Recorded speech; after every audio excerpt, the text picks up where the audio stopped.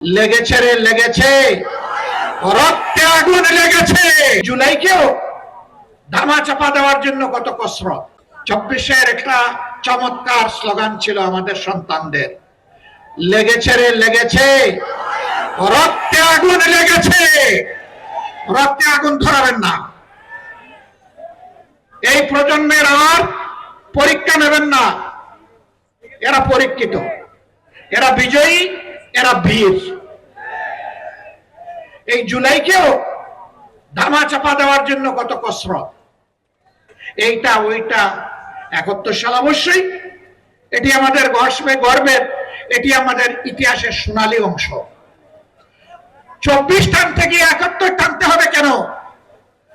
71 থাকবে 71-এর মর্যাদায়, 24 থাকবে তার মর্যাদায়।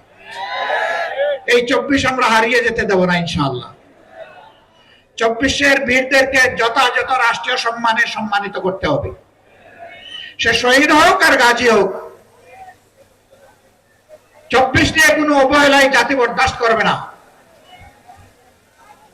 24-এর ঐতিহ্য নিয়ে গড়ে ওঠা জুলাই স্মৃতি জাদুঘর, এইটাও ভুলিয়ে দেওয়ার চেষ্টা করা হচ্ছিল আপনাদের দাবি এবং সংসদে বিরোধী দলের দাবির কারণে।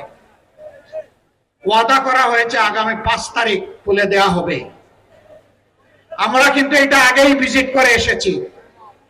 সেই ভিজিটে নাহিদ ইসলামও ছিলেন, আমিও ছিলাম, আর ওই সংসদের অবৈতনিক শিক্ষকও ছিলেন। আমরা যদি আবার গিয়ে দেখি এর মধ্যে কোনো পরিবর্তন আনা হয়েছে, আমরা আবার গর্জন করব। আমরা চুপ থাকবো না, তার প্রতিবাদ করব।